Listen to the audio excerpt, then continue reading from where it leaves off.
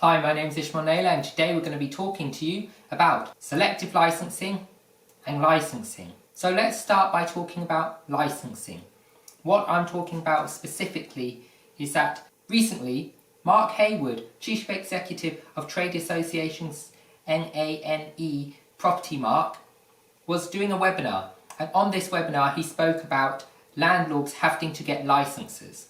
Now, this is already a thing in South Wales, or rather in Wales, where if you want to let out a property, you're going to have a license. Now, you need a license like HMO licensing, but you need it for any property, for single lets or any other property.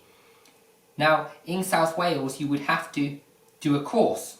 At the moment, you don't have to do that in England. However, he's speaking about regulations that are coming in, which will mean every single property would have to have a landlord that is licensed behind it, and on top of that you would have to do a course. Now, it's not a short course, if you like the Welsh one, which is a 3-4 hour course to get your license.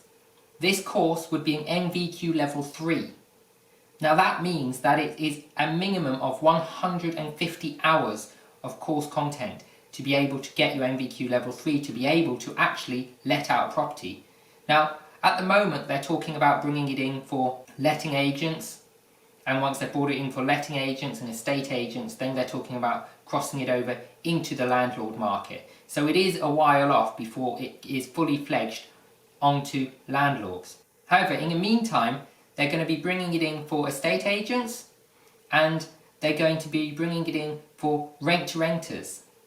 So what does that mean for rent-to-renters? Well, that means that rent-to-renters are going to have to be licensed to rent out their properties. This license is also going to cost between £500 and £600, and like I said, it's going to be quite a long course, 150 hours. So it will really whittle out all those rent-to-renters that are doing it at the moment and just jumping in. So that would be good for the rent-to-rent market. However, obviously, if you want to get into rent-to-rent, this is not something that you're halfway through your rent-to-rent and you can just jump on it and get it done. So you're going to actually need to consider, do you want to start rent-to-rent now and then find out that 2 years down the line you're going to have to do a 150-hour course to continue your rent-to-rent business?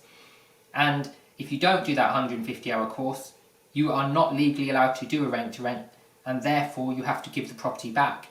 Now, depending on your contract to whether you can even give it back, or you'll have to give it back with fines. Now, obviously the whole reason for this licensing is to get rid of rogue landlords and to get rid of bad quality properties. I don't believe it will actually work that well. It may work in the long term, but I don't think it will necessarily work that well, because just because you need a course does not mean that you're going to abide by the course or abide by the rules. The rules are currently in place.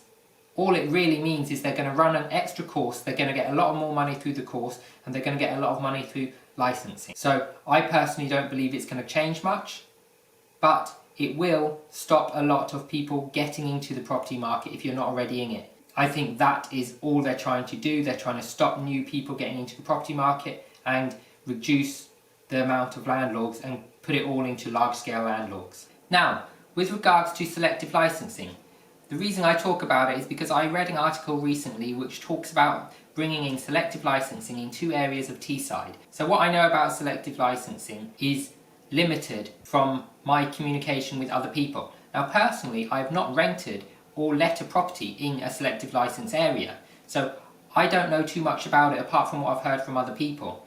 But what I have heard is that when people actually try and contact the council about finding out what improvements were made in the area and what the selective licensing actually was used for, the money, they have not actually had responses. This doesn't mean that they aren't using it for good, but generally you would have thought if they're using it for good, then they would have actually responded and said, look, this is the improvement.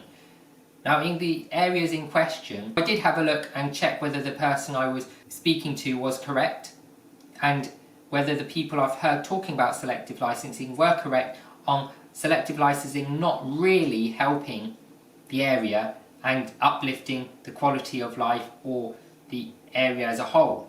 So I had a look at history before selective licensing, and I had a look at the history after selective licensing, and there was not a very significant drop in crime. The ASBO levels were the same, if not higher, and the general area hadn't changed by much at all. So from what I was seeing, there wasn't really any significant improvements in the area, which is why they apparently bring selective licensing in, so that they can improve the area and make it better for tenants to live, make it better for the community, and so on. And there was not a significant increase in the area, and therefore I personally don't think selective licensing really makes any difference. And because of that, that's why I don't think normal licensing will make much difference either.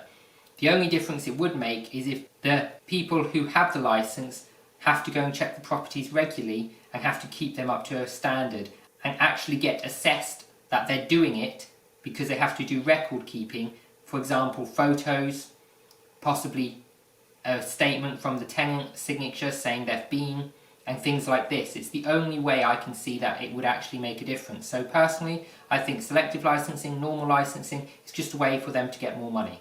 So if you like this video, please subscribe to my channel, whack that bell notification icon, and get notified of videos coming out regularly. Also, if there's anything that you think I should talk about, whack it in the comments below.